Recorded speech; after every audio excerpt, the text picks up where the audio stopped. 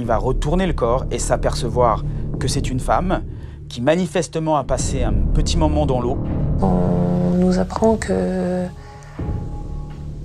a été assassinée. Terrorisée, quoi, traumatisée. J'ai eu un très très gros choc. J'ai dit, bon, il serait capable du pire, je pense.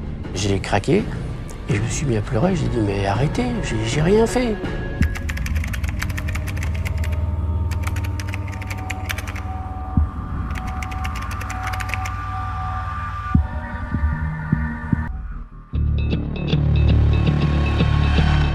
Le 9 octobre 2010, le corps sans vie de Véronique Duchesne-Meunier est découvert dans une petite crique bretonne. La victime présente des hématomes suspects et une plaie à la tête. Quand j'ai appris que maman avait été assassinée, c'est beaucoup de colère. Moi, j'accepterai jamais.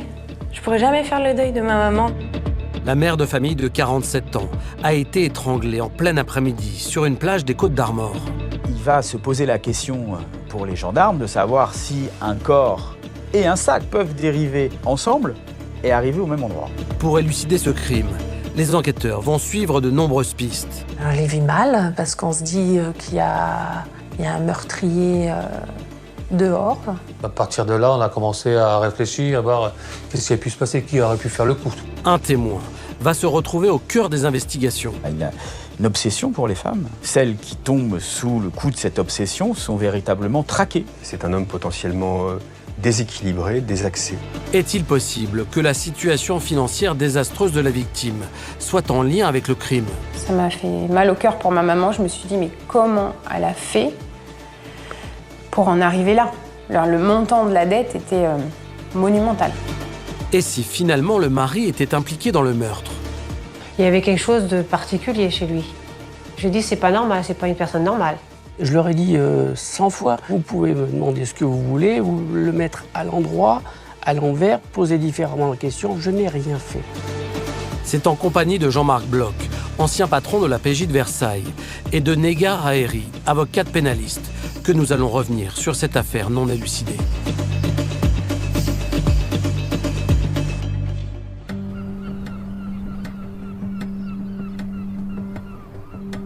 Mercredi 6 octobre 2010. L'après-midi touche à sa fin à Saint-Quay-Portrieux, petite commune de 3000 habitants dans les Côtes-d'Armor. Thierry Meunier, un agent immobilier de 47 ans, se souvient très bien de cette journée où son épouse a disparu. Véronique était partie chercher des cigarettes à, je crois, vers 13h30 ou 14h. Puis bon, il était normal que je m'inquiète quand même à 5-6 heures de savoir où elle était. Parce que bon, elle avait l'habitude de prendre toujours le même trajet. Donc j'ai fait le trajet en voiture dans le sens inverse. Mais bon, je ne l'ai pas vue, je suis rentré à la maison, puis j'ai attendu. Et chose étrange, Véronique ne donne aucune nouvelle. Si éventuellement elle avait du retard, elle me passait toujours un petit coup de téléphone. Thierry Meunier prévient son beau-frère, dans l'espoir que ce dernier ait des informations. Mais il dit, je ne comprends pas, Véronique n'est pas rentrée à la maison. Moi, à ce moment-là, j'étais chez ma mère à Saint-Quay, en train de faire des bricoles. Donc je me suis rendu chez Meunier. Rapidement rejoint par sa femme Valérie, Olivier Duchesne tente d'apaiser l'inquiétude de son beau-frère. Au début de la soirée, on ne s'est pas trop fait de soucis, on va dire. Oui, on ne pense pas au pire, on pense vraiment qu'elle voulait voir autre chose. Peut-être partie qu'une amie, on ne savait pas. On a pris notre portable, on a téléphoné à Véronique et bien sûr, personne au bout. Les heures passent. À minuit, toujours aucune nouvelle. Cela fait près de 10 heures que Véronique Duchesne-Meunier est partie de chez elle à pied, acheter des cigarettes. Et ma femme, tout de suite, direct, elle a eu l'instinct intuitif un peu, elle s'est dit, il s'est passé quelque chose. C'est pas le style à Véronique de ne pas donner signe de vie. Donc à partir de là, on a pris la décision de sillonner toutes les rues de Saint-Quay pour voir si on ne la trouvait pas. Mais ces recherches ne donnent rien. Je n'ai pas prévenu les gendarmes. Olivier m'ayant dit qu'elle allait peut-être rentrer.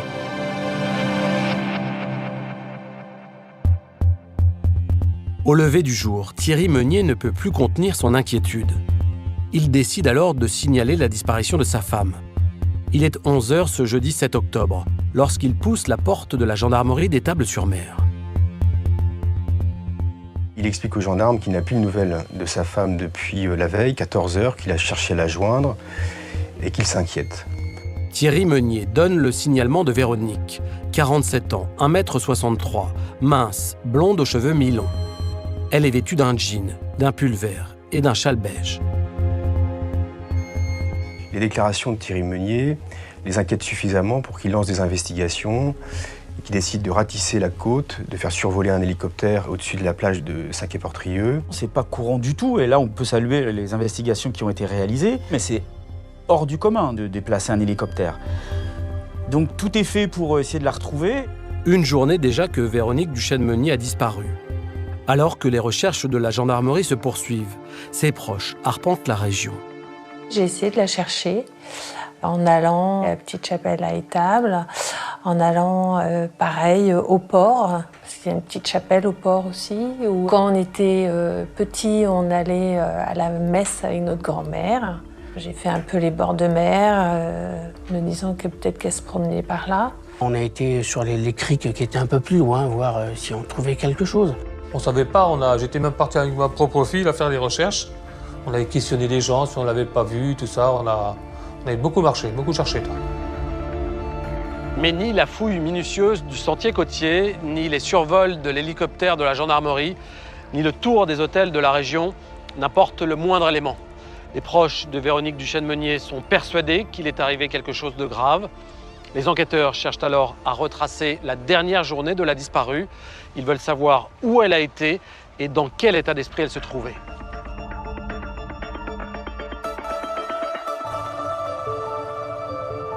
Cigarette sur le port.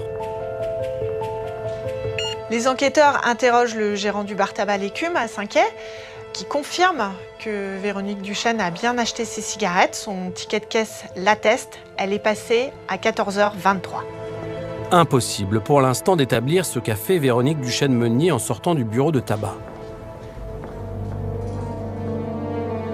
Le mari apporte alors une précision importante sur l'état d'esprit dans lequel se trouvait sa femme au moment de sa disparition. Il explique que le mardi, soit le jour précédant la disparition de Véronique Duchesne, une violente dispute est intervenue entre Madame Duchesne et sa mère. Et elle m'a dit que ça s'est très mal passé, on s'est accroché. Alors bon, connaissant le caractère de mon ex-belle-mère, ça m'a pas semblé très étonnant. Elle était vraiment très affectée. Véronique, elle est venue à mon atelier et elle s'est mise à pleurer. Et c'est vrai que ça faisait bizarre de voir ma belle-sœur pleurer comme ça face à moi. Elle était lessivée, fatiguée. Cela fait maintenant une journée et demie que Véronique Duchesne-Meunier a disparu. Sa famille ne peut s'empêcher de penser au pire. L'hypothèse qu'on s'est mis en tête, c'est qu'elle-même avait mis fin à ses jours, puisqu'on savait quand même qu'elle était fragile. Je me suis dit, mais qu'est-ce qu'elle a fait une connerie? Et là, vous dites, mais qu'est-ce que j'aurais dû faire? Qu'est-ce que j'ai fait en trop? Qu'est-ce que j'aurais peut-être dû faire en plus? La situation est alarmante. Thierry Meunier ne peut plus attendre. Il lui faut prévenir les 2 filles que Véronique a eues d'un premier mariage. Margot, 16 ans, et Faustine, 25 ans. Toutes 2 vivent près de La Rochelle avec leur père. J'étais au travail. Il m'a appelé pour me dire que maman avait disparu depuis la veille. Je suis tout de suite partie du travail pour aller chercher ma petite sœur, faire mes bagages et vite monter en Bretagne pour la rechercher. J'ai été complètement terrorisée, traumatisée. J'ai eu un très gros choc. Très gros.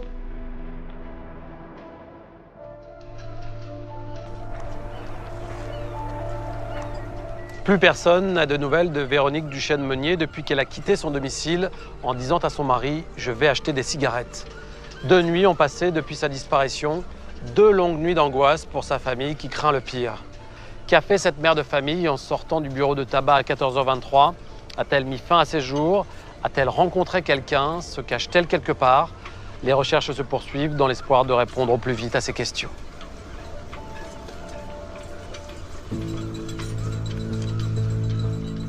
Vendredi 8 octobre 2010. Voilà 2 jours que Véronique Duchesne-Meunier a disparu. On avait toujours espoir qu'elle revienne, Mais oui, plus les heures passaient et plus on avait peur.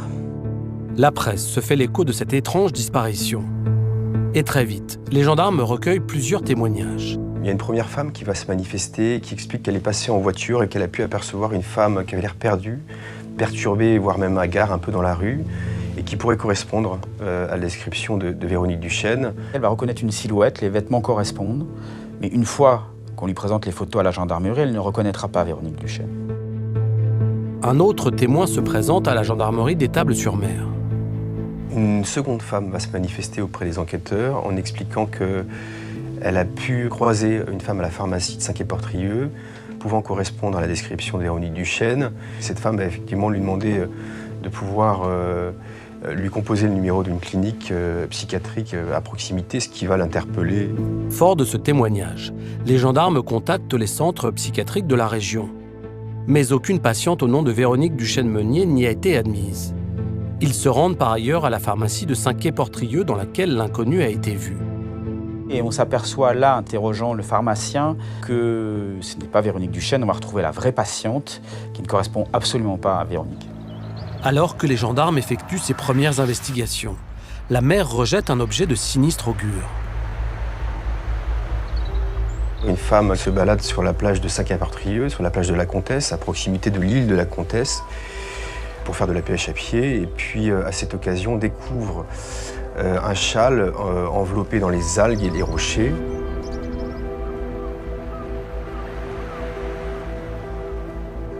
Elle va avoir l'idée de le garder dans un premier temps, et ce faisant, partant de la plage, elle va ouvrir le journal du jour et s'apercevoir qu'on est à la recherche d'une disparue. Et dans les éléments descriptifs de cette disparue, on va évoquer un châle. Elle va tout de suite faire le rapprochement et ramener ce châle à la gendarmerie. J'ai été reconnaître le châle à la gendarmerie d'Étable. Et le châle, bon, c'est moi qui l'ai offert, donc il n'y avait aucun souci. Enfin, c'était une sorte de grand plaid qu'elle mettait sur les épaules le soir, par exemple. Puis là, moi, je suis tombé. Donc, On pense au pire, on s'est dit, il lui arrivait quelque chose, c'est pas possible, ça. Personne ne le sait encore, mais à plusieurs kilomètres de là, un autre pêcheur à pied vient également de faire une drôle de découverte. Un pêcheur qui se promène à proximité de la pointe de Minard, c'est à une quinzaine de kilomètres à peu près par la côte de Saint-Quay-Portrieux, découvre dans les rochers un sac à main. Un sac ouvert, avec les poches à l'intérieur fermées, certes, mais le sac est ouvert et contient énormément d'objets. Il va chercher un papier qui permet effectivement de déterminer qui est le propriétaire de ce sac. Et là, il trouve un permis de conduire au nom de Véronique Duchesne. Et il va très vite faire le lien, lui aussi, avec la personne disparue et ramener immédiatement ce sac à la gendarmerie. Là encore, les proches de Véronique sont appelés pour identifier le sac à main. Il y avait 2 gendarmes, un homme et une femme, gantés, et qui nous ont montré le sac. Ils ont ouvert et ils ont sorti ce qui était dedans, donc avec des gants, pour qu'on confirme devant eux que c'était bien celui de notre sœur. Et effectivement, c'était ses affaires, quoi. Gloops. C'était atroce, quoi. Le sac est trempé. Tout laisse penser que c'est la marée qui l'a déposé dans la crique où il a été découvert. Les enquêteurs constatent qu'il y a un certain nombre de choses, des clés USB, des papiers, des cigarettes, et également un certain nombre de boîtes de médicaments.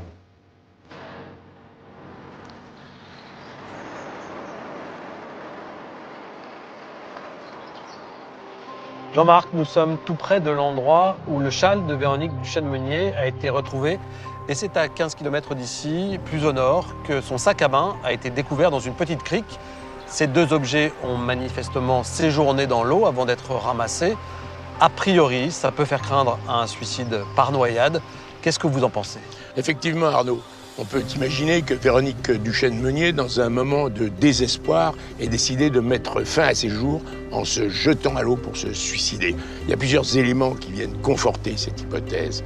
Quand son mari a déclaré sa disparition à la gendarmerie, il a dit également que depuis 1 mois, elle traversait une période difficile.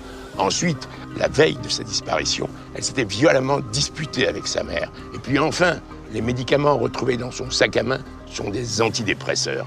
Je précise par ailleurs, Jean-Marc, qu'on ne retrouve dans ce sac ni argent, ni portefeuille, ni porte-monnaie. Oui Arnaud, et je pense que ce sac, avant d'être rapporté par le pêcheur qui l'a découvert à la gendarmerie, a été trouvé par quelqu'un d'autre qui l'a partiellement vidé de son contenu après l'avoir ouvert. Il s'est notamment emparé de l'argent qui s'y trouvait.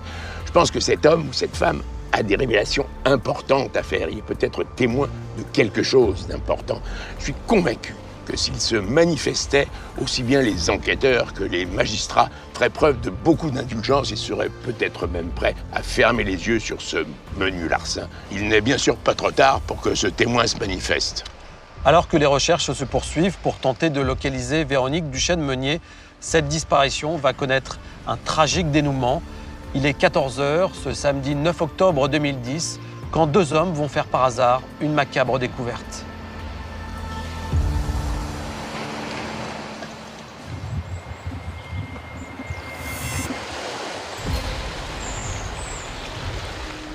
Un pêcheur et son fils qui sont en train de faire de la pêche à pied aux alentours de la pointe de Minard, là où a été trouvé le sac la veille, découvrent un corps flottant sur le ventre. Il y a juste le buste qui flotte, les membres supérieurs et inférieurs sont immergés.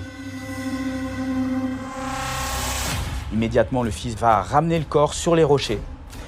Et là, il va retourner le corps et s'apercevoir que c'est une femme qui manifestement a passé un petit moment dans l'eau. Immédiatement prévenue, les forces de l'ordre se rendent à la pointe de Minard. La victime est vêtue d'un jean et d'un pull vert. Elle porte également des bijoux qui pourraient permettre de l'identifier. Une fois ces premières constatations effectuées, les gendarmes sont confrontés à une difficulté pratique.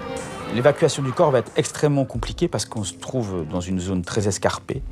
Et il va falloir faire intervenir des sauveteurs, plongeurs, qui vont venir en bateau. En fait, qui vont arriver par la mer, s'approcher des rochers et qui vont transporter le corps par la mer.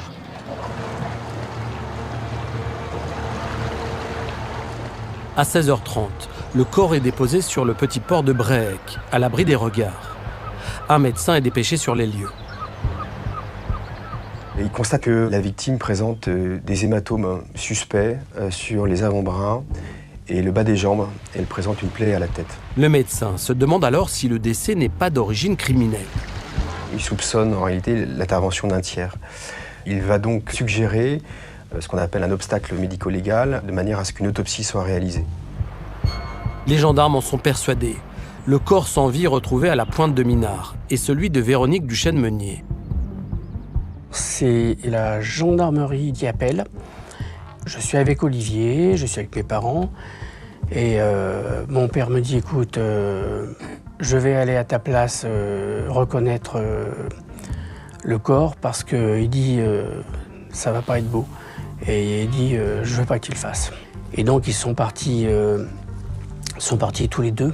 Et on a été à Ploua, là-bas, là, dans une maison funéraire, et c'est là que j'ai découvert et reconnu le corps de ma sœur, Véronique. Ils sont revenus une heure et demie ou 2 heures après, et puis là, effectivement, ils m'ont dit que c'était bien elle. Et puis là, bon, c'est une catastrophe, quoi. Je me rappelle très bien de ce jour-là, puisque c'est mon anniversaire. Donc pour moi, c'est un jour encore plus marquant. On m'a appris qu'elle avait été retrouvée, et là, c'est le ciel qui vous tombe sur la tête, clairement. On vous apprend que votre maman est décédée, donc... J'ai eu un très, très, très gros choc, et que ça m'a aussi beaucoup touchée, on va dire. J'étais au fond du gouffre, et que pendant 3 ans, je suis quand même restée en dépression suite au choc.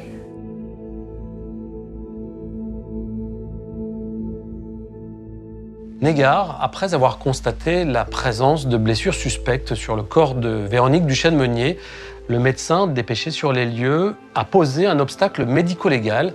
Qu'est-ce que cela signifie exactement et qu'est-ce que cela implique ? Les décès sont systématiquement constatés par des médecins qui signent des certificats de décès. Mais lorsque la mort survient dans des conditions inconnue, suspecte ou violente, le médecin doit cocher la case obstacle médico-légal du certificat qui est en réalité un obstacle à l'inhumation.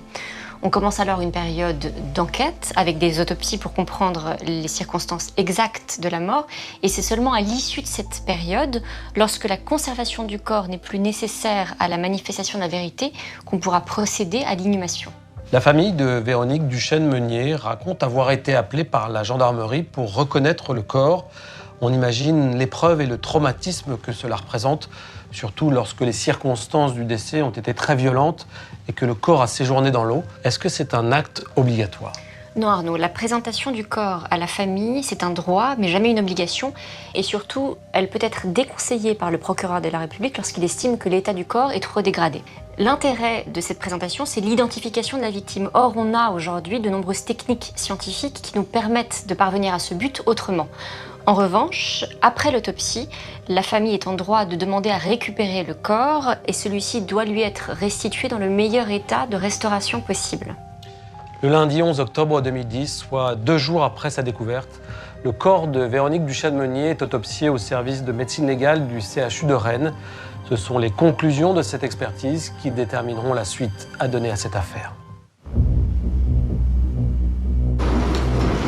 Le médecin légiste commence par l'examen externe du corps. Les blessures qu'on a retrouvées, les ecchymoses, ont véritablement les caractéristiques de lésions antémortem. C'est-à-dire que ces blessures ont été faites du vivant de la victime. Mais ces lésions sont peu importantes. Elles ne peuvent expliquer à elles seules un décès survenu. Il y a bien des ecchymoses au niveau des muscles temporaux, mais il n'y a pas de fracture. Donc tous ces éléments sont insuffisants pour avoir un mécanisme très net de décès. En poursuivant son autopsie, le légiste fait une constatation essentielle. Les éléments en faveur d'une noyade sont très minces. Les bronches ne sont pas remplies d'eau, de spume. Il n'y a pas d'inhalation. L'anatomopathologie sur les prélèvements qui sont faits avec une analyse au microscope ne va pas retrouver des lésions de noyade vitale par ingestion d'eau. Véronique Duchesne-Meunier n'est donc pas morte noyée. Et c'est grâce à l'examen détaillé du larynx que le médecin va pouvoir établir la cause du décès. Le cartilage de la thyroïde, qui est situé devant, est échymotique, c'est-à-dire qu'il y a une infiltration. Concrètement, un appui au niveau du cou avec une infiltration échymotique, c'est une action de strangulation. C'est une main qui a été appuyée de façon importante. Une strangulation manuelle, une asphyxie mécanique, donc nécessitant l'intervention d'un tiers. Par conséquent, on est sur une hypothèse criminelle. L'étude du bol alimentaire permet de conclure que Véronique Duchesne-Meunier a été étranglée peu de temps après avoir déjeuné le jour de sa disparition. Une conclusion corroborée par l'état de son corps, qui correspond à un séjour de près de 72 heures dans la mer. Un tout dernier élément technique est transmis aux enquêteurs. Alors, en parallèle, les experts retrouvent sur le bas du pantalon de la victime un ADN partiel masculin. Impossible d'identifier pour l'instant le propriétaire de cet ADN, qui n'est pas inscrit au fichier national automatisé des empreintes génétiques. Mais peut-être permettra-t-il de confondre bientôt le meurtrier de Véronique. Informés des résultats de l'autopsie, les proches de Véronique sont anéantis. Quand j'ai appris que maman avait été assassinée, c'est beaucoup de colère. C'est de la tristesse, mais la colère prend le dessus. J'ai fait une crise de nerfs, tout simplement. Parce que, voilà, on pensait que c'était elle qui avait mis fin à ses jours, et en fait, on nous apprend qu'elle a été assassinée. Quand vous passez, pour vous, d'une situation où éventuellement vous avez supposé d'abord un accident, ensuite, pourquoi pas, un suicide, et ensuite que vous terminez en apprenant que c'est un meurtre, là où vous ne savez plus du tout quoi penser, et puis c'est surtout, vous dites, mais si c'est un meurtre, qu'est-ce qui s'est passé? On n'y croyait pas, mais bon, les preuves étaient là. Donc à partir de là, on a commencé à réfléchir, à voir qui aurait pu faire le coup. Perdre sa maman On peut faire le deuil si, par exemple, c'est une maladie, si on sait qui c'est. Mais là, on sait pourquoi elle est morte, mais on ne sait pas qui c'est.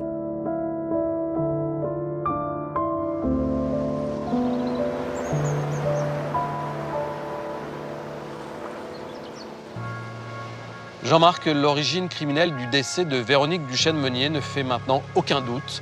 Le médecin légiste a conclu qu'elle avait reçu des coups au visage avant d'être étranglée. Son corps a ensuite séjourné dans la mer pendant plusieurs jours. Ce qui est sûr, c'est qu'elle a été frappée avant d'être tuée. En revanche, on ne sait pas si c'est l'auteur qui a immergé son corps. En effet, j'ai vérifié, Arnaud. L'après-midi de la disparition de Véronique Duchesne-Meunier, la mer était basse. Il se peut tout à fait que son corps ait été abandonné sur une plage et que ce soit les marées, en montant puis en redescendant, qui aient emporté son corps vers le large. Si le corps a été emporté vers le large, c'est donc, Jean-Marc, que le meurtre n'a pas été commis dans cette crique. Non, un corps inerte qui flotte entre deux eaux peut dériver sur des kilomètres et des kilomètres avant de venir s'échouer sur une plage au gré des courants, au gré des marées. Et puis on le voit, Arnaud, l'endroit où a été découvert le corps est particulièrement difficile d'accès. Il a d'ailleurs fallu l'évacuer par voie maritime. Je pense donc que maintenant, les enquêteurs vont devoir s'attacher à déterminer là où la victime a été tuée et là où son corps a été immergé, s'il ne s'agit pas du même endroit. Jean-Marc, un ADN partiel masculin a été retrouvé en bas du pantalon de la victime.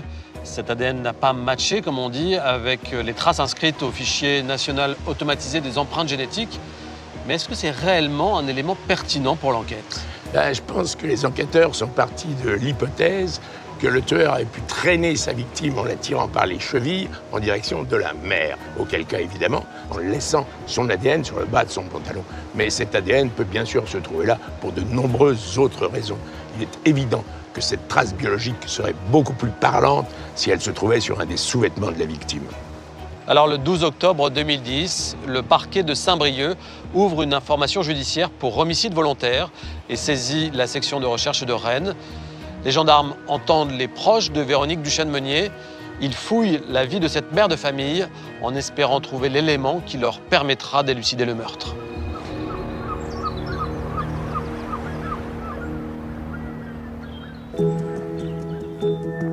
Elle était toujours pimpante, avec toujours du rouge à lèvres. C'était une belle femme. Après, c'est ma maman, donc je suis peut-être pas très objective, mais... C'était une très belle femme, mais rebelle aussi, avec un caractère très prononcé. Si elle avait quelque chose à dire, elle n'hésitait vraiment pas, que ça plaise ou que ça plaise pas. Ma mère, c'était une battante. Elle faisait tout toute seule, elle avait besoin de personne, clairement. Faustine et Margot évoquent avec tendresse leur enfance. Elle adorait les câlins, les bisous, les choses comme ça. Si j'avais le moindre souci, ou que ce soit avec mes petits copains, avec mes copines, voilà, c'était une maman à qui je pouvais tout confier. Et ça, c'était très agréable. Après son divorce en 2000, Véronique Duchesne-Meunier s'installe avec ses filles à Poitiers. Et très vite, elle fait la connaissance de son second mari. C'était le soir de son anniversaire. J'étais avec des collègues et elle fêtait ses 40 ans. Donc on a discuté, on a pris un verre. Le lendemain, je l'ai invitée à déjeuner. 3 jours après, je l'ai réinvitée à déjeuner. Et puis voilà. Et au bout de quelques temps, elle m'a dit « on va faire un break parce que je sens que ça devient trop sérieux ». J'ai dit « écoute, il n'y a pas de problème ». Et puis quelques mois après, on s'est rencontrés à nouveau. Puis c'est parti à 200 à l'heure et on a vécu vraiment quelque chose d'extraordinaire. J'étais content pour elle, histoire que pour nous, elle avait bien rebondi, tout, elle refaisait sa vie, tout. C'était très bien et tout. Ouais. Pour moi, j'ai dit, Marie, elle a trouvé la bonne personne, tant mieux pour elle. C'était le beau-père idéal. Enfin, il nous emmenait toujours en virée à droite à gauche. C'était toujours des beaux repas, des fiestas, et c'était agréable pour elle et pour nous. Véronique, elle avait énormément le sourire, là. Là, je la vois sourire, j'entends encore son sourire. Véronique et Thierry Meunier se lancent avec succès dans l'immobilier. Ils achètent des immeubles qu'ils retapent, puis les louent, en s'assurant ainsi des revenus conséquents. Comme on dit, ils roulaient carrosse. Ils ont une très belle voiture, ils ont un bateau, ils ont une maison à Poitiers. Waouh. C'était énorme, quoi. énorme. Tout était beau, hein, tout était magnifique. Et après ça, leur est venue une idée folle d'ouvrir un bar sur Poitiers et de me confier la gérance. C'est un rêve qui se réalise, clairement. À 25 ans, c'est l'époque où on sort en boîte de nuit, on va dans les bars tous les week-ends, et là, on me dit, bah tiens, t'as ton bar. C'est juste merveilleux. Mais très vite, l'aventure familiale du bar de nuit s'avère désastreuse. Rapidement, il y a des tensions qui vont se créer, parce que Monsieur Meunier faisait pas en sorte que je me sente à ma place non plus, quoi. Clairement, maman, j'ai pas souvenir qu'elle critique, mais en tout cas, elle ne prend pas ma défense. Ça, c'est une certitude. Un mois jour pour jour après l'ouverture du bar, Faustine claque la porte. C'était un soir à la fermeture du bar où, une fois de plus, j'ai une réflexion de Thierry Meunier me rabaissant. Je lui ai dit, tiens, reprends les clés de ton bar et je m'en vais. Débrouillez-vous sans moi. Et donc j'ai appelé mon papa.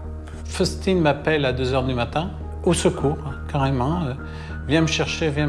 Je me suis accroché, je me suis engueulé avec Thierry Meunier, maman. Il m'a mis plus bactère. Et je suis parti à Poitiers chercher Faustine.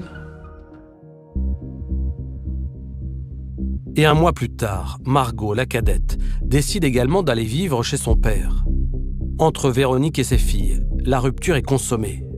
Leurs relations se limiteront désormais au strict minimum.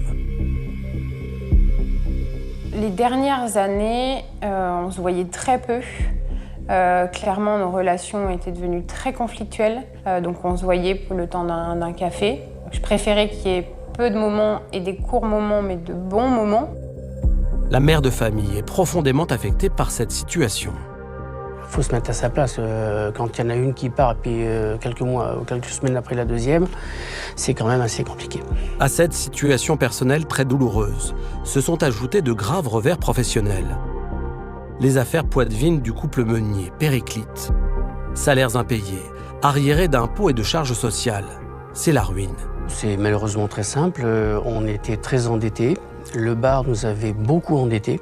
Donc on a vendu un premier immeuble pour boucher un premier trou, un deuxième immeuble pour en boucher un deuxième. Et puis quand vous vendez vite, vous vendez mal. Véronique Duchesne-Meunier et son mari décident alors de tenter leur chance au Maroc. On voulait monter une maison d'hôtes. C'était aussi un peu le rêve de Véronique, parce qu'elle avait été plusieurs fois en vacances au Maroc. L'enquête de personnalité révèle que Véronique Duchesne-Meunier était en conflit avec ses filles. À cette vie de famille compliquée s'ajoute une situation financière désastreuse. Autant d'éléments qui expliquent le mal-être de la victime, mais rien qui puisse, à ce stade des investigations, orienter les enquêteurs sur l'identité de son meurtrier. Malgré le porte-à-porte effectué auprès des commerçants du port, les gendarmes perdent la trace de Véronique à 14h23, à la sortie du tabac, l'écume. Les enquêteurs vont se rendre sur la plage de la Comtesse pour essayer de recueillir le témoignage d'habitants de Saint-Quay-Portrieux et qui potentiellement pourraient avoir des informations sur ce que Véronique Duchesne a pu faire ce mercredi 6 octobre lors de sa disparition. Et la chance leur sourit, car un homme, un citoyen britannique de 38 ans, les aborde. Qui va leur dire, moi la victime, je l'ai vue. Je l'ai vue aller sur la plage de la Comtesse vers 14h30. Son attention a été attirée par cette femme qu'il a trouvée séduisante. Il livre une description assez détaillée, expliquant qu'elle portait un jean.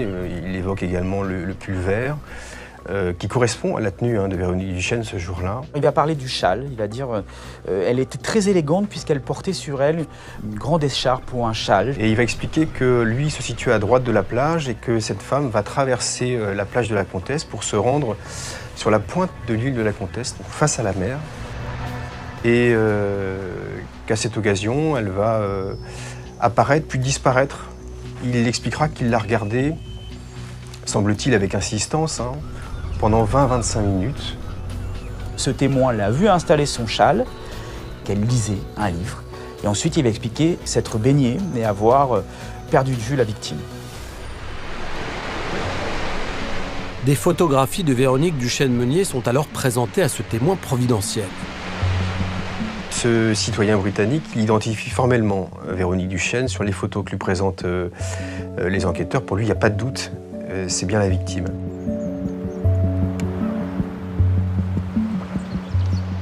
Pour les gendarmes, ce témoignage spontané est une aubaine. Ils savent désormais que Véronique Duchesne-Meunier, après avoir acheté des cigarettes, s'est rendue sur l'île de la Comtesse. Ils savent aussi qu'elle était seule, mais les enquêteurs sont intrigués par la multitude de détails que leur a volontiers donné le témoin anglais.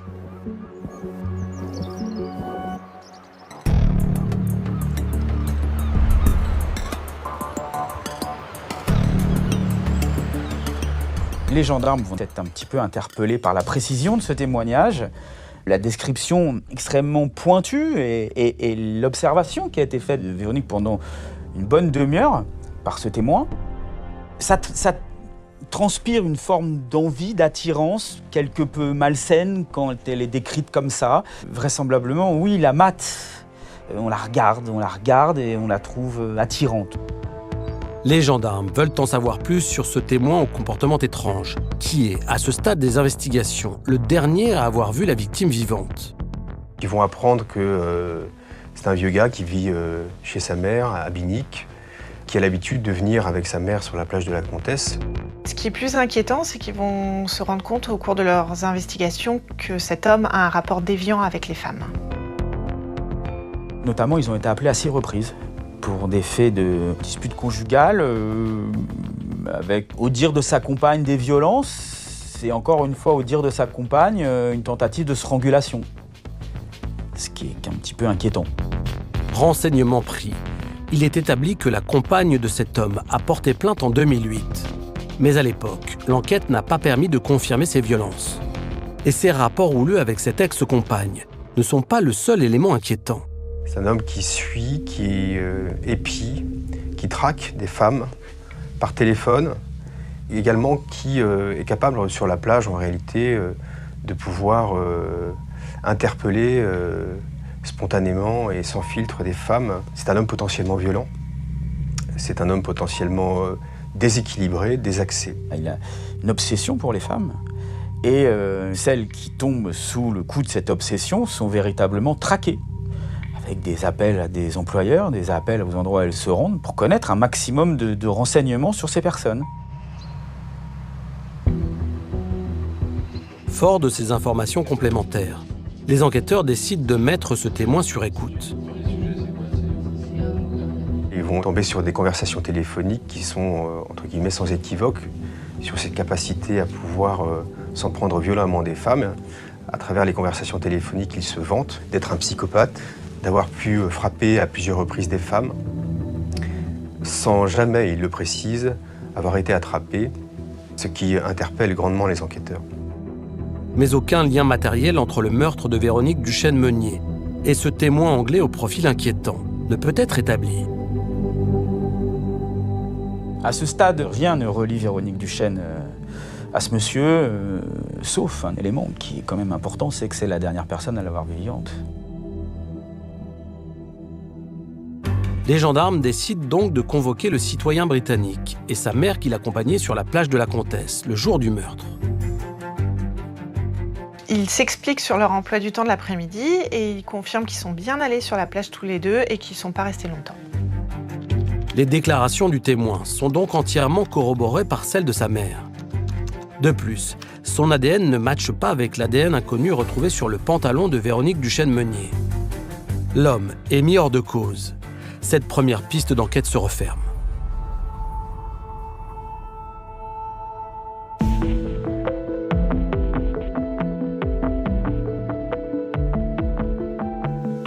Negar, le citoyen britannique qui est venu spontanément livrer des informations aux enquêteurs, a rapidement été suspecté. Et on l'a vu, ces conversations téléphoniques ont été mises sur écoute alors qu'ils n'avaient même pas été placés en garde à vue. À quelles conditions ces écoutes sont-elles autorisées ? Alors évidemment, parce qu'elles sont très intrusives, les écoutes téléphoniques sont strictement encadrées par le Code de procédure pénale. Sauf cas très particulier, c'est le juge d'instruction, pendant la phase d'instruction donc, qui les ordonne pour 4 mois renouvelables. Et toute personne, c'est-à-dire mise en cause, partie civile ou simple témoin, peut être visé pourvu que l'interception de sa ligne téléphonique soit utile à la manifestation de la vérité. Concrètement, les enquêteurs devront écouter toutes les correspondances, mais ne pourront transcrire sur procès-verbaux que celles qui sont utiles à l'enquête. En enquêtant sur le témoin anglais, les gendarmes ont découvert qu'il avait fait l'objet d'une plainte pour violence conjugale. Plainte qui, je le précise, avait finalement été classée et n'avait pas été suivie d'une condamnation. Alors on parle toujours de casier judiciaire pour les personnes ayant été condamnées, mais existe-t-il un fichier recensant les personnes ayant simplement été mises en cause dans une affaire ? Il y a, à côté du casier judiciaire, des fichiers qui recensent des informations sur les personnes impliquées dans des affaires pénales. L'idée, c'est que ces fichiers servent de mémoire aux enquêteurs et aux magistrats pour les affaires à venir. Le TAJ, par exemple, le traitement des antécédents judiciaires, fait partie de ces fichiers-là. Alors maintenant, pour revenir à notre affaire, le témoin avait été impliqué dans une affaire qui avait fait l'objet d'un classement sans suite, mais cela n'empêche pas que les informations recensées alors subsistent dans le fichier. Et c'est sans doute la raison pour laquelle les enquêteurs ont pu établir qu'il avait fait l'objet d'une enquête, alors même que celle-ci n'avait pas abouti à une condamnation. Grâce aux témoins anglais, les enquêteurs ont désormais une certitude. Véronique Duchesne-Meunier était encore en vie vers 14h45. Elle lisait sur l'île de la Comtesse, tranquillement installée dans les rochers. Que lui est-il arrivé ensuite? À quel endroit a-t-elle été mortellement agressée? Les investigations vont devoir répondre à ces questions.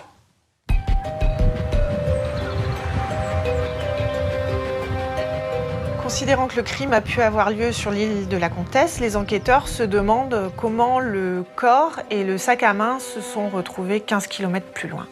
Il va se poser la question pour les gendarmes de savoir si un corps et un sac peuvent dériver ensemble et arriver au même endroit.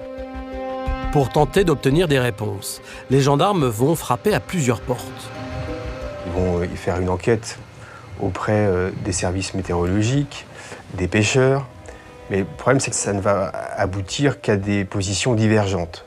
Certains considéreront que le corps de Véronique Duchesne n'a pas pu dériver de l'île de la Comtesse jusqu'à la pointe de Minard, que ça n'est pas possible. D'autres considéreront que c'est probable. Un test grandeur nature est alors organisé dans l'espoir d'établir avec certitude où le meurtre a été commis. Ils vont se munir d'un châle, ils vont se munir d'un sac à main et ils vont se munir de mannequins. Et ils vont mettre les trois à l'eau en choisissant effectivement des conditions météorologiques et de marée identiques à celles du mercredi 6 octobre 2010. Au terme d'un essai réalisé avec des balises de géolocalisation, les enquêteurs obtiennent des réponses très importantes. Des conclusions qui seront déterminantes pour la suite de l'affaire. Concernant le châle, les essais montrent que dès que la marée monte, il coule et rapidement il se retrouve emmêlé dans les algues et les rochers. Normal donc que le vêtement ait été retrouvé sur l'île de la Comtesse. Reste à comprendre pourquoi le sac à main et le corps de Véronique Duchesne-Meunier ont été découverts à la pointe de Minard. Le corps a bien pu dériver sur 15 km, sur 72 heures, de l'île de la Comtesse jusqu'à la pointe de Minard. Le sac à main, alors même qu'il ne fait pas le même poids, ce n'est pas le même composant qu'un corps, suit en réalité également le même cheminement que ce corps, puisqu'il arrive quasiment en même temps sur la pointe de Minard. Le scénario d'un meurtre sur l'île de la Comtesse et d'une dérive du corps et du sac à main jusqu'à la pointe de Minard est donc validé.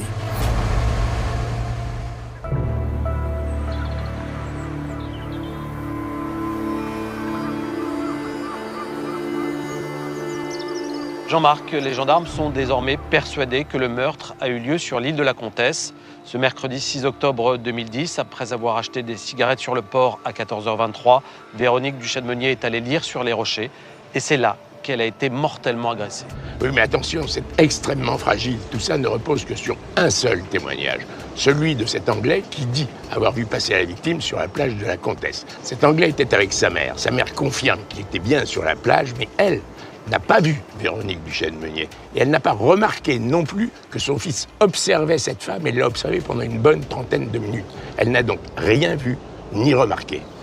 Je rappelle que ce témoin anglais a été mis hors de cause car son ADN ne correspondait pas à celui retrouvé sur le bas du pantalon de la victime. Il y a pourtant d'autres éléments qui permettaient de l'incriminer. Effectivement, son profil est tout à fait inquiétant. Il est violent, il se vante d'être un psychopathe, il se vante également d'avoir frappé des femmes et de ne pas s'être fait prendre. Tout ceci, à mon sens, mériterait une garde à vue. Une garde à vue pour savoir s'il a effectivement frappé des femmes, si oui, lesquelles, où, quand, comment. Et une garde à vue pour savoir s'il a effectivement observé Véronique Duchesne-Meunier dans les conditions telles qu'il les décrit. Pourtant, cet homme semble de bonne foi puisque c'est de sa propre initiative qu'il est allé au-devant des gendarmes alors qu'ils enquêtaient sur la plage. Ouais, mais Arnaud, on a vu dans certaines affaires criminelles, l'auteur des faits attirer volontairement l'attention sur lui-même. Il y a un dicton populaire qui dit bien « c'est la poule qui chante qui a pondu l'œuf ». Les hommes de la SR de Rennes poursuivent leurs investigations, mais pour l'instant, les circonstances du meurtre de Véronique Duchesne-Meunier restent un mystère. C'est alors que le 13 novembre 2010, un mois après la mort de son épouse, Thierry Meunier contacte les gendarmes car il a fait la veille une drôle de rencontre et se demande même s'il n'a pas croisé le tueur.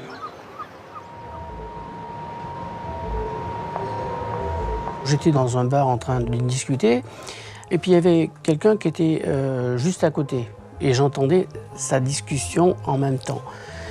Et j'entendais parler qu'il vivait plus ou moins dans un camping-car, qu'il habitait dans la ville où Véronique a été retrouvée. C'est peut-être méchant ce que je vais dire, mais il avait un look de marginal total. Alors je me suis dit, est-ce qu'éventuellement, il lui a pas proposé, pourquoi pas, d'aller se promener? Est-ce qu'ensuite il l'aurait pas amené là-bas?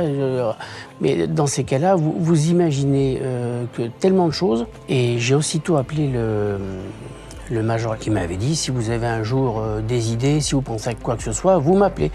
Je l'ai appelé, je lui ai expliqué. Le client du bar est très rapidement identifié et convoqué à la gendarmerie. Il expliquera qu'il se souvient effectivement de cette soirée avec Thierry Meunier où il a pu échanger autour d'un verre, qu'il ne connaît pas Véronique Duchesne, qu'il ne l'a jamais vue, qu'il ne lui a jamais parlé et qu'il ne comprend pas en réalité les propos de Thierry Meunier à son égard. Les enquêteurs ne relèvent aucune contradiction dans les propos de cet homme. Rien d'inquiétant, rien de suspect. Et ils s'apercevront que le téléphone de ce monsieur, à l'heure présumée du crime, bornera chez lui. Et le téléphone n'aura pas bougé de la maison. Les gendarmes se demandent alors si Thierry Meunier n'a pas volontairement tenté d'orienter les soupçons vers cet individu. Il suspecte le fait que celui-ci cherche à trouver en réalité un scénario qui pourrait coller ou un suspect qui pourrait coller au passage à l'acte. Est-il possible que le mari ait quelque chose à cacher ? Pourquoi a-t-il également si vite évoqué l'hypothèse du suicide de sa femme ? Les enquêteurs cherchent alors à en savoir plus et placent sa maison sous surveillance. Et c'est ainsi que le 8 décembre, ils découvrent que Thierry Meunier vit avec une nouvelle compagne. À peine 2 mois après la disparition de Véronique Duchesne, dont il se disait éperdument amoureux, dont il se disait détruit par cette disparition subite, et puis là, il refait sa vie avec une autre femme. Et forcément, on trouve ça un peu bizarre de se remettre en couple si rapidement. Voilà, c'est gros coup de massue, sachant qu'elle s'installe tout de suite dans la maison. Non, je trouvais qu'il allait très vite en besogne. Pour moi, quand sa femme, elle meurt, on ne peut pas se permettre de faire sa vie comme ça, tranquillement, avec un drame aussi gros. Je ne peux pas me permettre de faire des nouveaux souvenirs avec une personne dans cette maison, quoi. Elle a dormi dans le lit de ma maman, qui me dit qu'elle n'a pas les vêtements de ma maman aussi. Sans complexe, Thierry Meunier officialise très vite sa nouvelle relation. Il nous a présenté cette fameuse personne. On a vraiment été choqués et tout. Toutes les photos de ma sœur qui étaient posées dans la salle à manger, tout avait disparu. Donc on a fait comme si rien n'était, mais là c'était dur, très dur. Ouais. Il avait tourné la page, comme si on effaçait un coup de crayon et on passait à autre chose. C'était malsain, mais il nous reçoit avec le sourire. Il y avait quelque chose de particulier chez lui. Je dis c'est pas normal, c'est pas une personne normale. Et là, j'ai vu le changement total par rapport à mon ex-belle-famille. Puis j'avais mes parents tous les jours au téléphone qui me disaient « Thierry, bien sûr, c'est une horreur ce qui t'est arrivé, mais t'as 47 ans, tu vas pas passer ta vie. » Et après, moi, j'étais rongé par le remords. Je me suis dit « mais est-ce que je recommence pas une histoire trop tôt ?» La personnalité du mari de la victime aiguise de plus en plus la curiosité des enquêteurs. Cet homme, qui ne s'est pas précipité pour signaler la disparition de sa femme, assume maintenant pleinement une nouvelle relation amoureuse.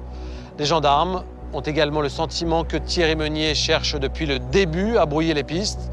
Tout cela les pousse à procéder à de nouvelles auditions pour mieux cerner qui est le mari de la victime.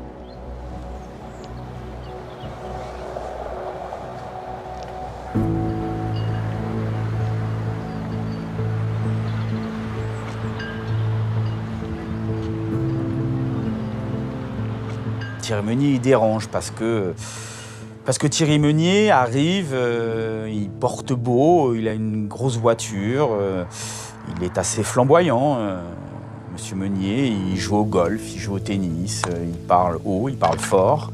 Et il a quelques arrangements avec la vérité, vraisemblablement, c'est-à-dire qu'il a une tendance à enjoliver les choses.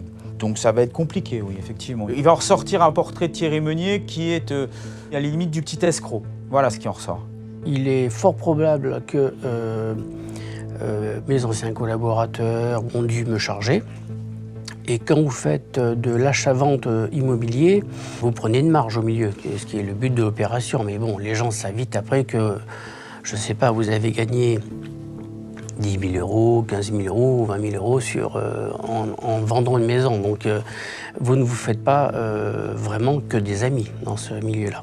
Il cherchait toujours à faire l'esbrouf, machin. Pour moi, ça cache quelque chose, quoi. Pour moi, c'était un acteur. Tout était monté pièce par pièce. Il a cette capacité vraiment à vous faire croire ce qu'il veut, en fait. 5 ou 6 sociétés. Le couple a donc monté des affaires hasardeuses. Tellement hasardeuses que les dettes avoisinent le million d'euros. Ça me donne le tournis. Ça me donne le tournis. Ça m'a fait mal au cœur pour ma maman. Je me suis dit, mais comment elle a fait pour en arriver là? Et pour continuer? C'était impressionnant, impressionnant. Le montant de la dette était monumental. Et donc, clairement, nos affaires, ça avait été une catastrophe. Ça s'était très mal terminé sur Poitiers. Donc on était parti au Maroc pour tourner la page. Mais l'aventure marocaine tourne court. Et à leur retour à Saint-Quay-Portrieux, Thierry et Véronique Duchesne-Meunier n'ont plus un sou. On a pris ce petit travail, on va dire, de responsabilité dans une agence immobilière à Saint-Quay pour essayer de repartir. Sur moi, ça ne pesait pas vraiment parce que j'étais persuadé qu'on allait se refaire, qu'on allait repartir. Mais je pense que c'est vrai que ça a dû peser sur les épaules de Véronique parce que quand on s'est mis ensemble, elle a dû multiplier ses revenus par 10. Donc c'est plus facile à s'habituer à faire, entre guillemets, chauffer la carte bleue que de faire très attention aux pièces de 1 euro pour éventuellement faire les courses. S'ajoute à cela le fait que le couple résidait dans des maisons qui ne leur appartenaient pas, mais qu'ils devaient louer de par leur agence.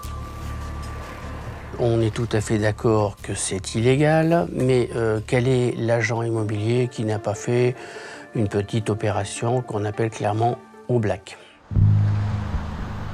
Un mois avant le meurtre, l'agence immobilière les licencie.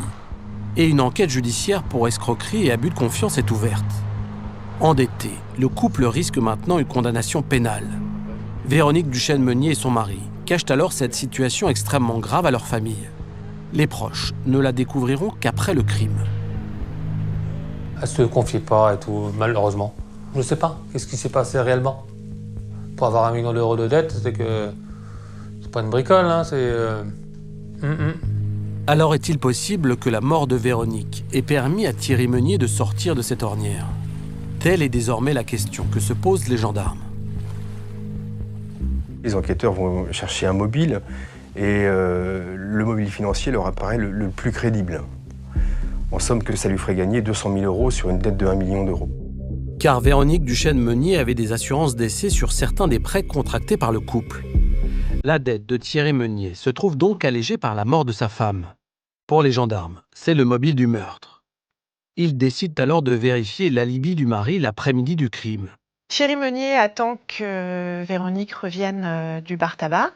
Comme il ne la voit pas revenir, il décide d'aller faire des courses alimentaires au supermarché. Là, il est 16h10, le ticket de caisse l'atteste.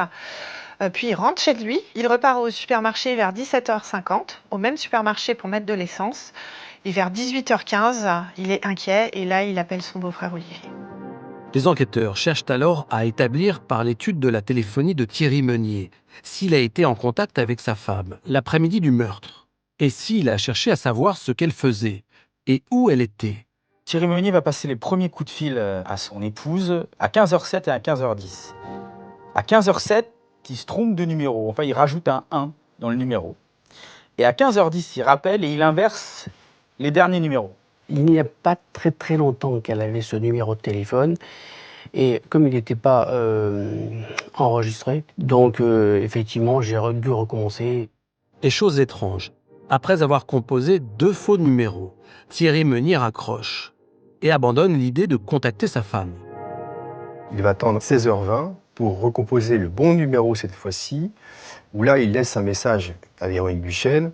Donc on peut légitimement s'interroger sur les raisons qui ont conduit Thierry Meunier à attendre 1h10 pour rappeler sa compagne, alors même qu'il n'avait pas réussi à la joindre et qu'il se dit très inquiet de ne pas la voir.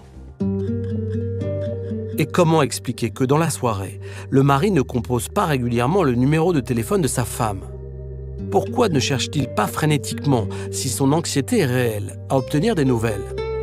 C'est troublant parce que ça fait plusieurs heures en réalité que sa femme a disparu, qu'il n'a pas de nouvelles, et pour autant, il ne passe que 2 coups de fil à 20h, 21h, en présence de son beau-frère et sa belle-sœur, et on peut se demander d'ailleurs si c'est pas à leur demande qu'il le fait, dans la mesure où au moment où il quitte le domicile, celui-ci ne cherchera pas à joindre davantage sa compagne durant la nuit. Tant que je me souviens, j'ai mangé, puis après je reconnais que je me suis couché. Et cette nuit-là, Thierry Meunier a bien dormi, car le lendemain matin, c'est sa belle-sœur qui l'a réveillé en lui téléphonant à 7h20. Et ce n'est que 3 heures plus tard que le mari va tenter de joindre une dernière fois son épouse, avant d'aller signaler sa disparition à la gendarmerie. L'étude de la téléphonie accable Thierry Meunier. Il a seulement passé 4 appels dans les 20 heures qui suivent la disparition. Et ça, c'est vraiment pas beaucoup. Enfin, je sais pas, je suis pas le genre de mari qui piste sa femme au téléphone. Les enquêteurs ont le sentiment que l'alibi du mari est fragile et son attitude, qui ne ressemble en rien à celle d'un veuf éploré, est suspecte. Face à cette accumulation d'incohérences dans le comportement de Thierry Meunier, les gendarmes estiment qu'il est grand temps d'entendre ses explications. Ils placent le mari en garde à vue.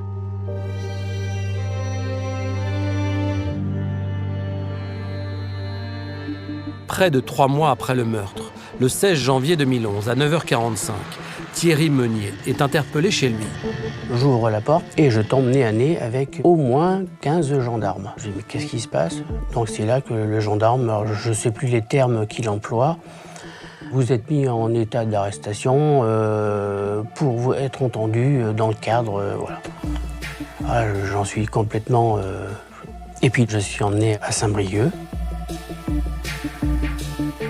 Ça me semblait totalement invraisemblable. C'est ce qu'on pourrait appeler la double peine. C'est-à-dire que vous perdez votre épouse et en plus, vous êtes accusé. Il est 10h30 quand la première audition débute dans les locaux de la gendarmerie de Saint-Brieuc. Pour la famille de la victime, l'espoir de voir la vérité éclater est très fort.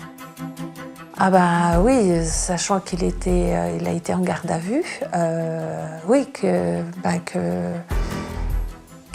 qu'il se dénonce, quoi. Si c'est lui, qu'il se dénonce. Les enquêteurs commencent par interroger leur suspect sur son manque d'empressement à joindre sa femme après sa disparition. Elle était partie chercher des cigarettes.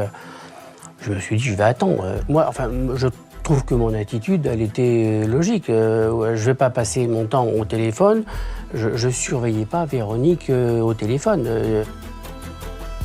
Et pourquoi n'a-t-il pas été déclaré la disparition de sa femme dès le 6 octobre au soir?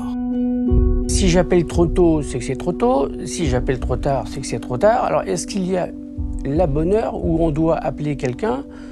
Est-ce qu'il y a une logique pour s'inquiéter? Il y en a qui peuvent s'inquiéter au bout de 10 minutes et d'autres au bout de 10 heures. Je mets quiconque au défi d'aller dans une gendarmerie ou dans un commissariat de police, aller expliquer que son épouse devait rentrer à 15h ou 15h30, qu'il est 19h30 ou 20h et qu'elle n'est pas là. Donc effectivement, attendre le lendemain matin, ça me paraît pas être quelque chose de délirant. Le mari précise qu'au moment du meurtre, il s'entendait bien avec Véronique. Aucune dispute, le jour du drame. J'ai dit non, c'est pas disputé. M'a demandé dans quel état elle était, si elle était énervée, si. J'ai dit non, elle était pas énervée.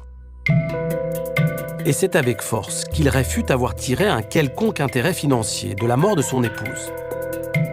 Étant donné qu'il n'y avait pas d'assurance vie et que je dirais qu'au moins à deux, on se partage les dettes à deux, alors que si je suis tout seul, je prends tout sur le dos.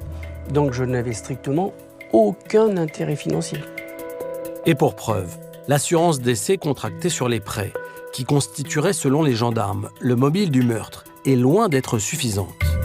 Aujourd'hui, Thierry Meunier a 1 million d'euros de dette, et quand bien même l'assurance fonctionnerait, Thierry Meunier aurait toujours 760 000 euros de dette.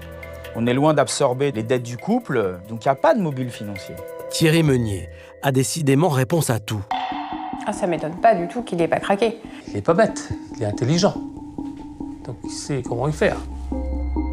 Les enquêteurs intensifient la pression en revenant sur son emploi du temps le jour du meurtre. Il va une première fois au supermarché aux alentours de 16h. Il revient chez lui et il retourne au même supermarché à plusieurs kilomètres pour y mettre du carburant dans sa voiture.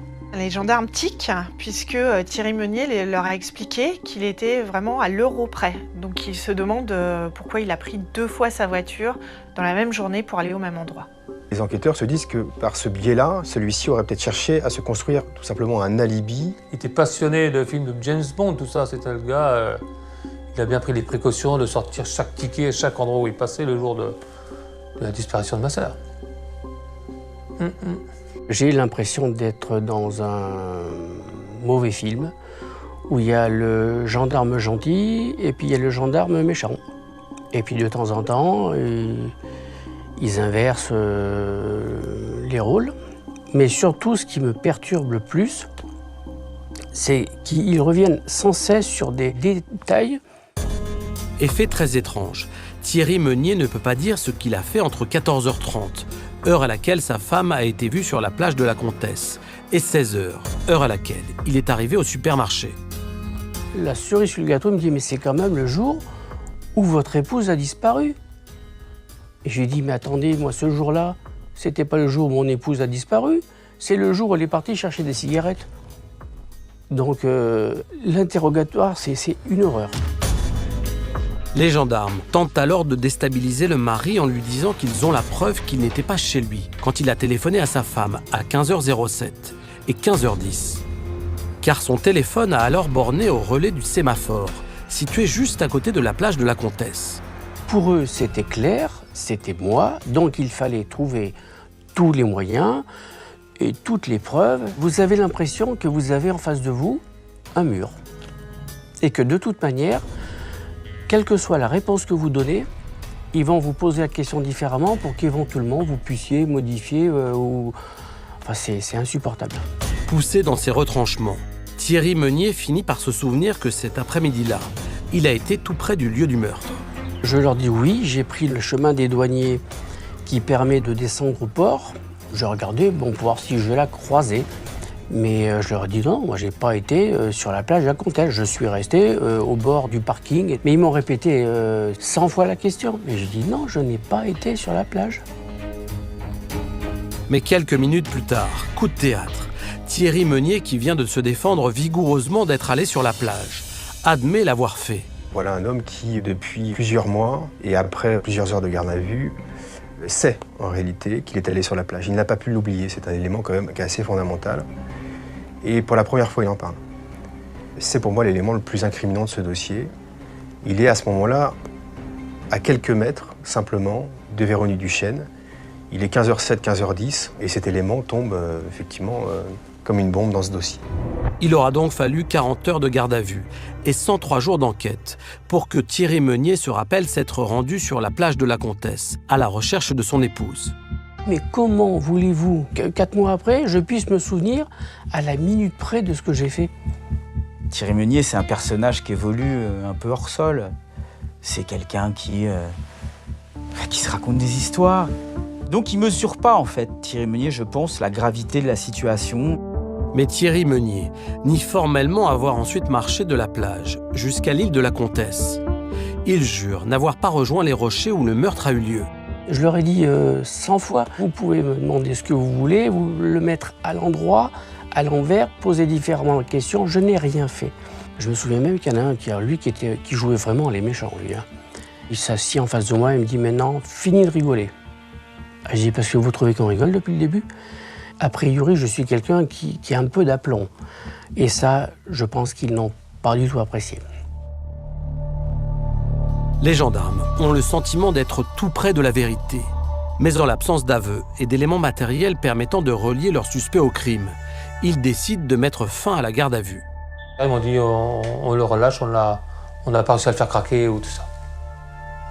Ils ont rarement vu un type pareil. Waouh, une carapace. Après 45 heures et 50 minutes de tension extrême, Thierry Meunier est remis en liberté. Quand je suis arrivé à la maison, j'ai appelé mes parents, parce que c'est toujours eux que j'appelle en premier. Et ma mère, elle me dit alors, qu'est-ce qui se passe?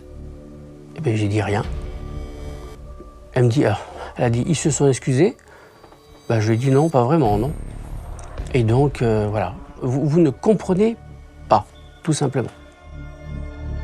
Peut-être que ce n'est pas lui. Je crois en la justice et que la justice nous donnera le nom de la personne qui a ôté la vie à ma sœur.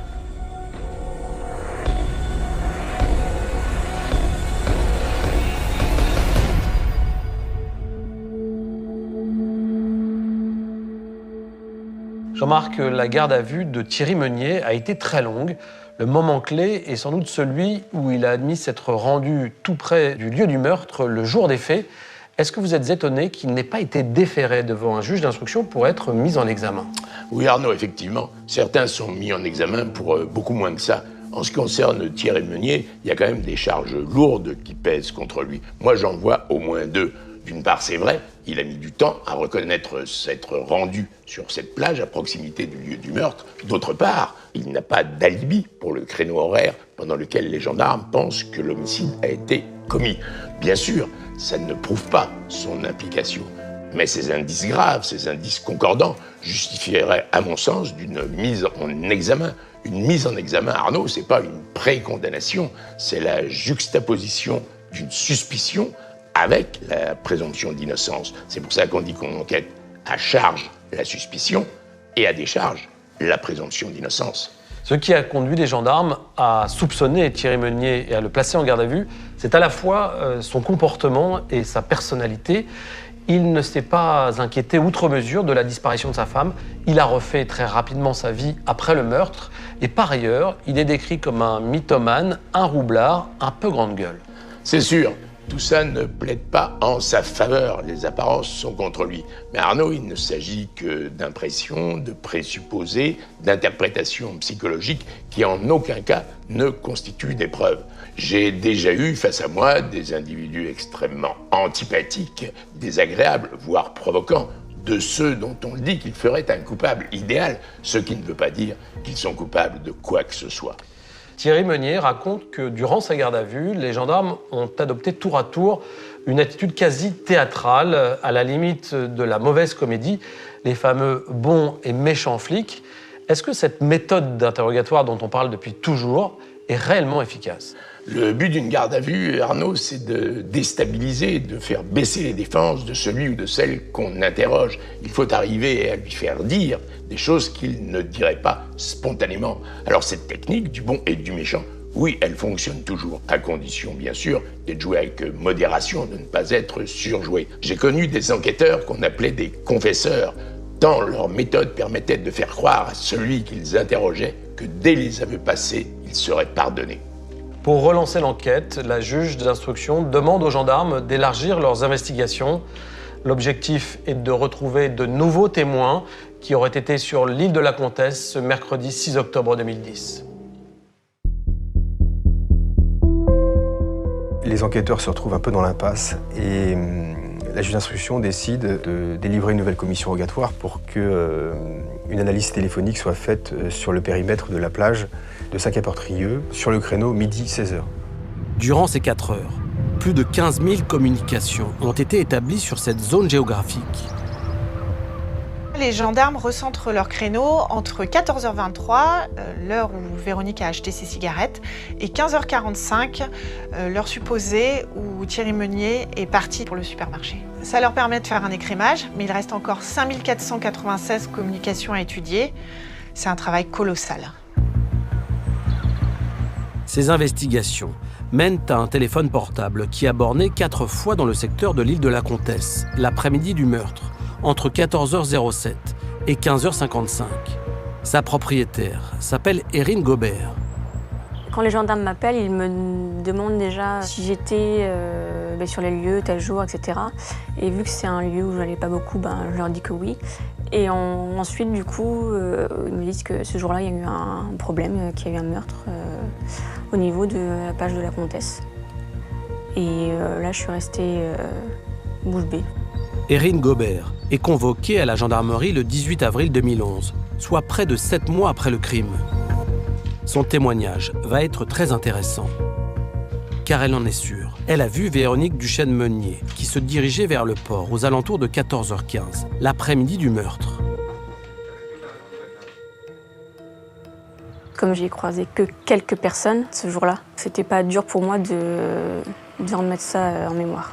Elle était assez petite, assez mince aussi, et elle avait un espèce de châle sur elle. Et elle n'avait pas l'air très... comme si quelque chose la préoccupait en fait, elle n'avait pas l'air très bien. Quelques minutes plus tard, l'attention d'Erin est attirée par un homme. Il était au début de la promenade au-dessus de la plage de la Comtesse. Et il ne bougeait pas, il avait quelque chose dans les mains, une bouteille, quelque chose comme ça. Et il avait l'air assez préoccupé. Il n'y avait personne et il était là à attendre, je ne sais pas quoi en fait. Il y avait quelque chose qui était bizarre dans cette personne. Est-il possible que cet homme étrange ait suivi Véronique Duchesne-Meunier ? Erin Gobert parvient à décrire cet individu et un portrait robot est réalisé. L'homme que j'ai vu, dans mes souvenirs, avait les cheveux un peu gris, était de corpulence un peu forte et il avait le visage assez ovale. Je me souviens qu'il avait les sourcils assez épais, il me semble, un petit peu de début de barbe et les traits assez tirés sur le visage. Et chose incroyable, un gendarme pense reconnaître l'homme du portrait robot. Il s'agirait d'un employé municipal. Des investigations sont menées. La téléphonie de cet homme est étudiée et prouve qu'il n'était pas à Saint-Quay-Portrieux le jour du meurtre. Et donc l'homme qu'a croisé Erin Gobert le 6 octobre ne s'est jamais manifesté. Il reste donc à ce jour non identifié. Il est donc impossible d'établir si ce portrait robot est ou non celui du meurtrier de Véronique Duchesne-Meunier. Les semaines passent et l'enquête s'enlise. 10 mois que le meurtre a été commis. Une période interminable pour la famille de la victime, qui attend désespérément des réponses. On les vit mal, parce qu'on se dit qu'il y a un meurtrier dehors. Qui ? Point d'interrogation. Mais en tout cas, il y a quelqu'un qui a fait cet acte, qui n'est pas condamné et qui est toujours en liberté. Les vérifications faites pour identifier les téléphones portables ayant borné près de la scène de crime et les investigations menées pour exploiter les nouveaux témoignages ne mènent à rien. En l'absence de toute autre piste, le mari de la victime fait à nouveau figure de suspect numéro 1. C'est pourquoi, en août 2011, 7 mois après sa garde à vue, la juge d'instruction décide de le convoquer et, surprise, le mari est alors en prison. Thierry Meunier est incarcéré pour des malversations financières.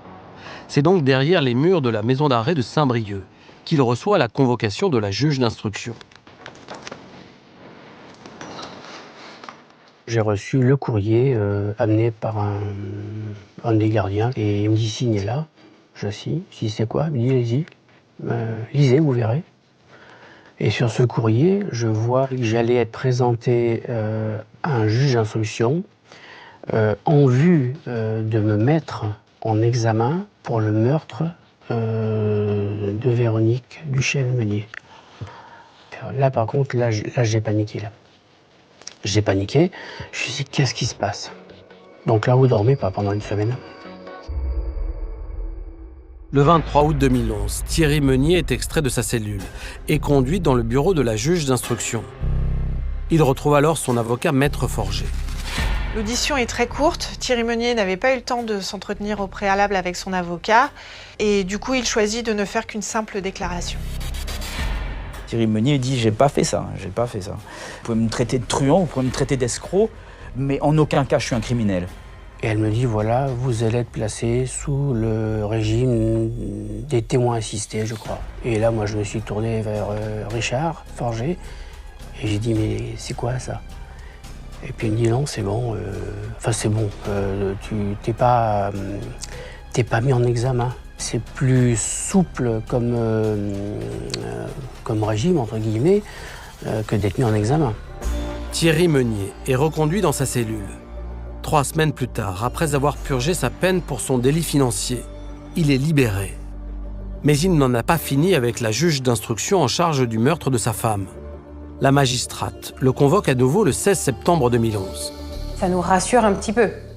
La justice s'intéresse à lui et part pas sur autre chose, quoi. Le juge et la gendarmerie ont toujours un œil sur lui, donc ne laisse pas tomber l'affaire. La juge tente de placer Thierry Meunier face à ces contradictions.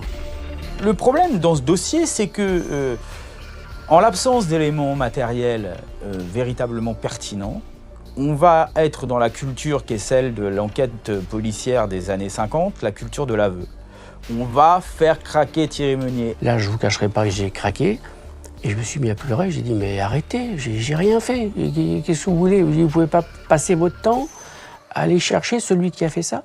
Lorsque la juge le réinterroge sur la raison pour laquelle il n'a pas recomposé le bon numéro lorsqu'il est sur la plage, à proximité même de la victime, il explique qu'il n'avait pas suffisamment de forfait. Alors dans un premier temps, lorsqu'il est entendu par les enquêteurs, il explique que c'était parce qu'il avait des courses à faire. La magistrate veut savoir pourquoi Thierry Meunier, depuis le début de l'affaire, a caché être allé sur la plage de la Comtesse. Et là, il a d'autres réponses, tout aussi incongrues que les précédentes. C'est-à-dire qu'il rajoute des contradictions aux contradictions. Mais pour la défense, Maître Forger avance un argument très fort. On a tout de même ce témoignage de la personne qui a vu Véronique Duchesne se diriger vers l'île de la Comtesse, s'y installer son châle et commencer à lire. Ce monsieur-là, à aucun moment, ne voit Thierry Meunier ou n'évoque un homme qui serait descendu sur la plage, aller vers l'île de la Comtesse et revenir. À l'issue de cette dernière comparution devant la juge d'instruction, le mari quitte le palais de justice librement. Toujours placé sous le statut de témoin assisté, il décide avec sa nouvelle compagne de partir s'installer au Sénégal. Avec tout ce qui est arrivé et le fait d'avoir le regard de tous les gens de Cinqué posé sur vous, c'est totalement insupportable. Donc on était partis pour vraiment tourner la page. Alors c'est vrai que ça fait peut-être un peu fuite, mais je peux vous dire que c'était, pour nous, ça nous semblait la seule solution.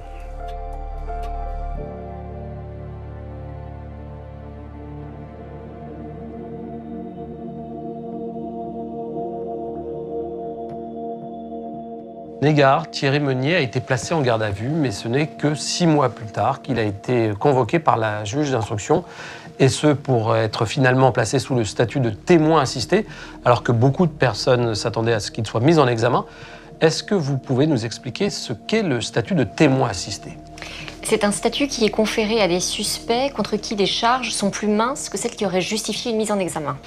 Dans l'échelle des suspicions et des suspects, le témoin assisté est donc en dessous du mis en examen, ce qui ne l'empêche pas d'en devenir un si au fur et à mesure des investigations, les charges finissaient par devenir plus importantes. Alors pour revenir à notre affaire, si Thierry Meunier n'a été placé que sous le statut de témoin assisté, c'est sans doute que les charges qui pesaient contre lui étaient trop faibles pour justifier sa mise en examen. Et concrètement, quels sont les droits et les obligations d'une personne ayant été placée sous le statut de témoin assisté? Parce qu'il est un suspect, le témoin assisté a les mêmes droits que le mis en examen, mais parce que moins de charges pèsent contre lui, il n'en a pas les obligations. Pour les droits, le témoin assisté est précisément assisté par un avocat, il a accès au dossier et peut demander à ce que des actes, comme des confrontations ou des interrogatoires, soient réalisés. En revanche, le témoin assisté ne peut être placé ni en détention provisoire ni sous contrôle judiciaire. De manière générale, aucune obligation ne peut lui être imposée. Et pour revenir à notre affaire, c'est la raison pour laquelle Thierry Meunier a pu quitter la France pour aller vivre au Sénégal. Les mois et les années passent et l'instruction sur le meurtre de Véronique Duchesne-Meunier se poursuit sans avancée marquante. Les gendarmes font bien quelques vérifications d'usage, mais aucune piste sérieuse n'apparaît. Alors que les filles de la victime craignent que le dossier soit refermé, Thierry Meunier refait sa vie et se lance dans de nouvelles affaires en Afrique.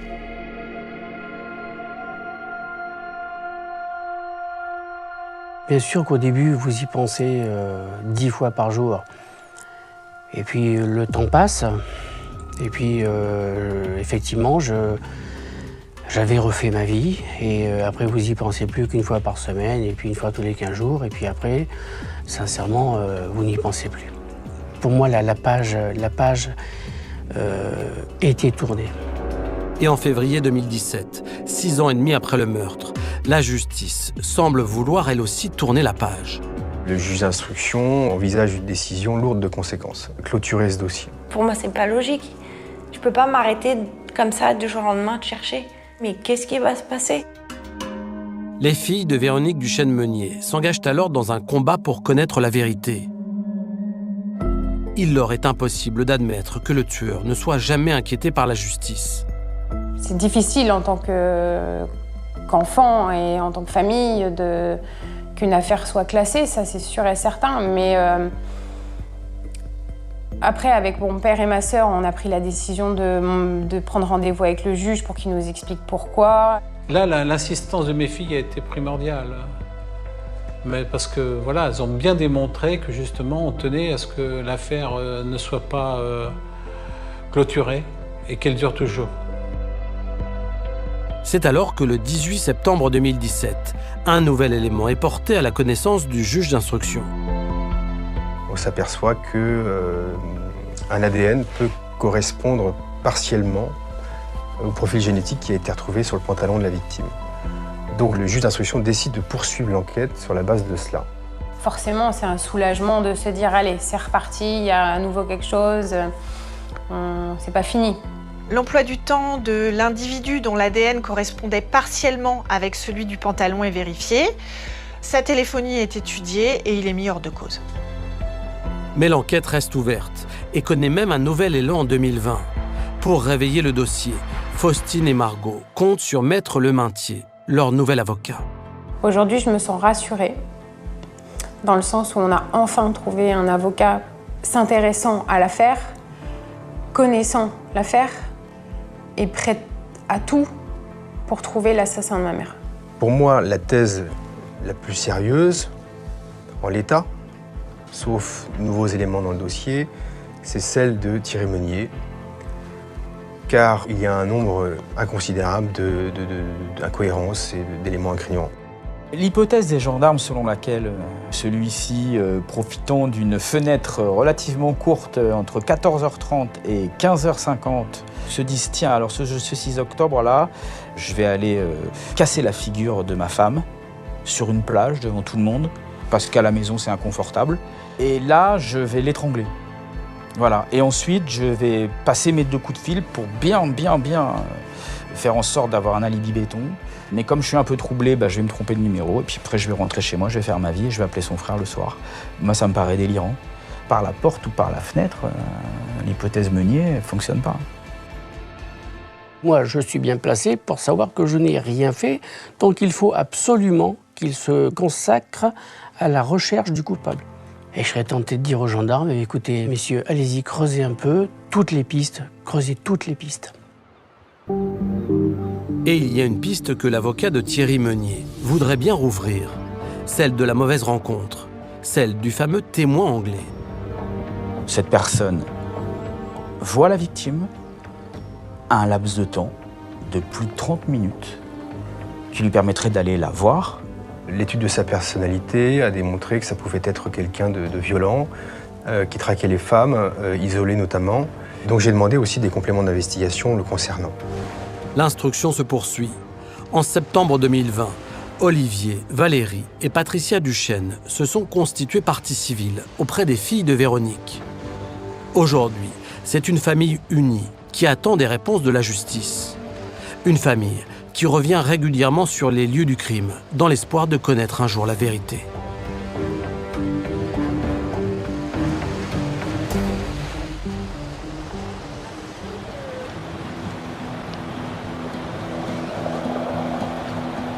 Jean-Marc, on a entendu les avocats de la défense et de la partie civile évoquer les deux pistes possibles dans cette affaire.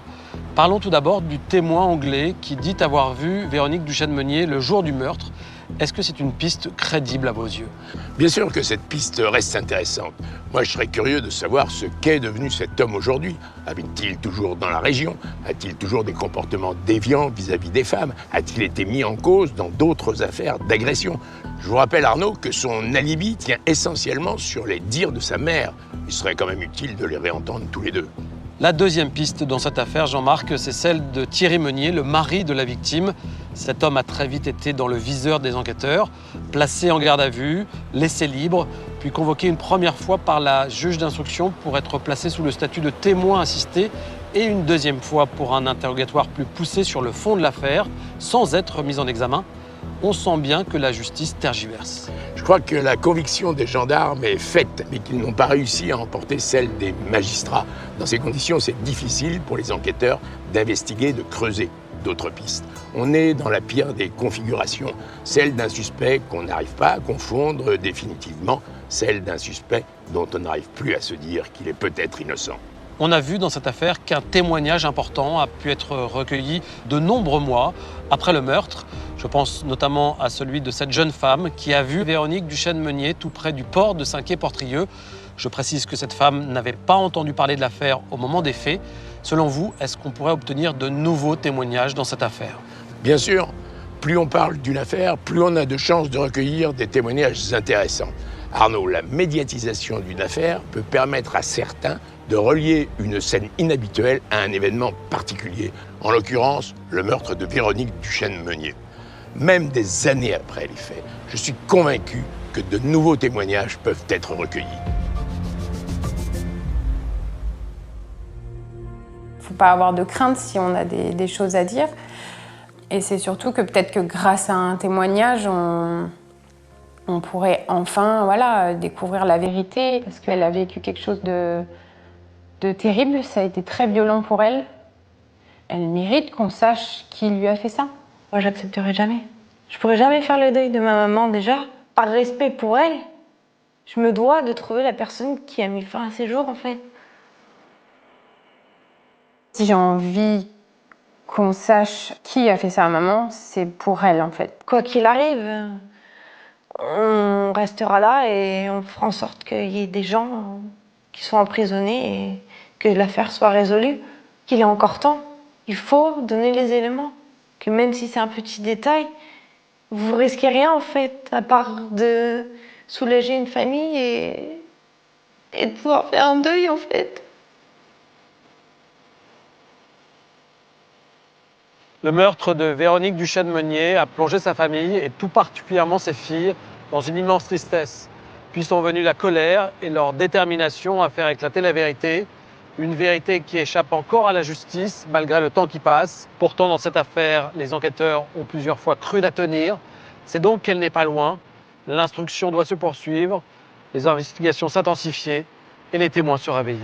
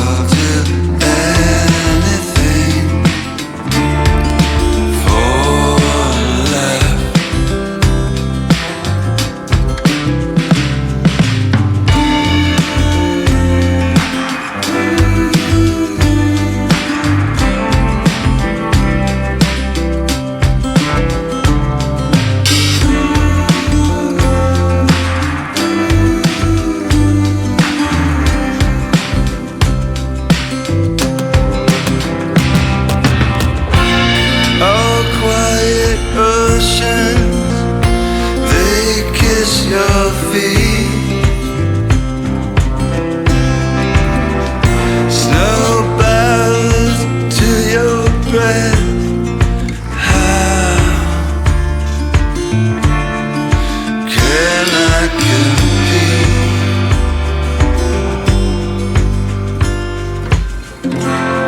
The mirrors are slanted, my reflection's still there. The marquees, they all read.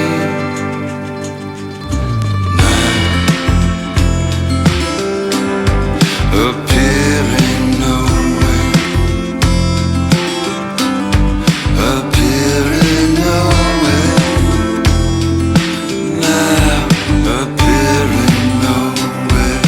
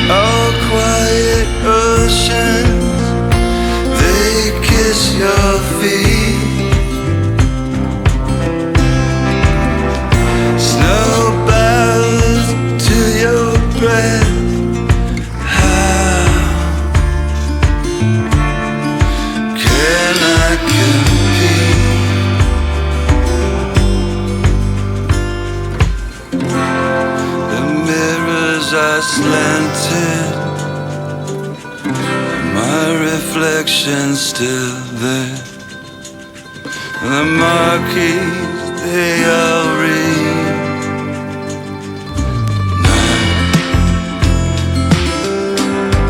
Appearing nowhere, appearing nowhere, now appearing nowhere.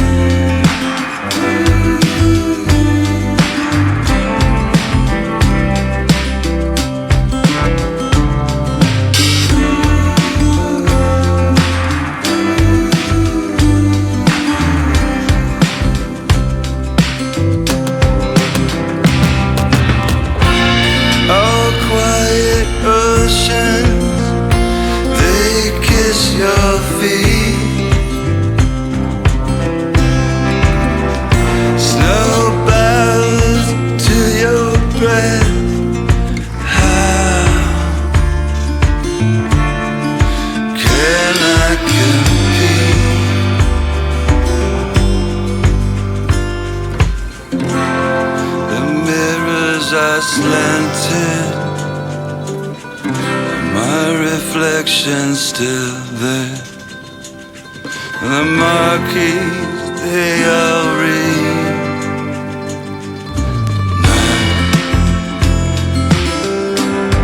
Appearing nowhere, appearing nowhere,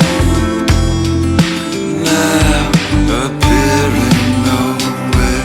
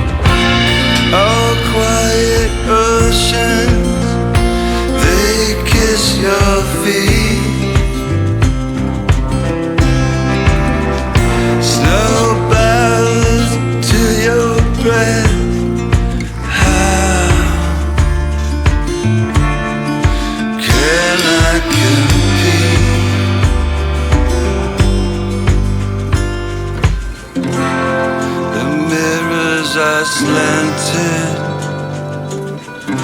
My reflection's still there.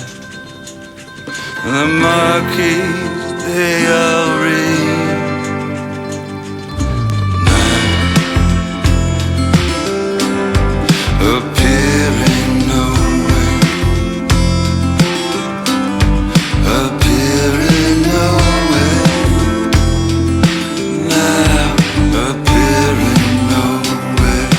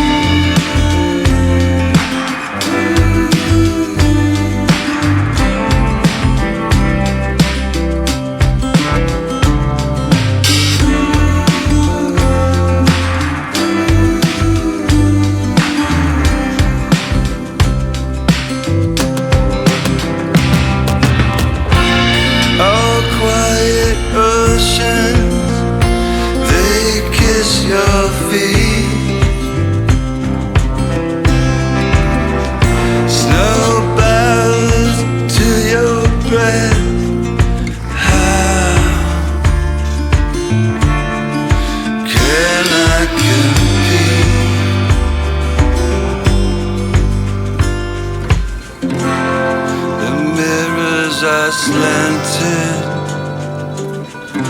My reflection's still there. The marquees, they all read.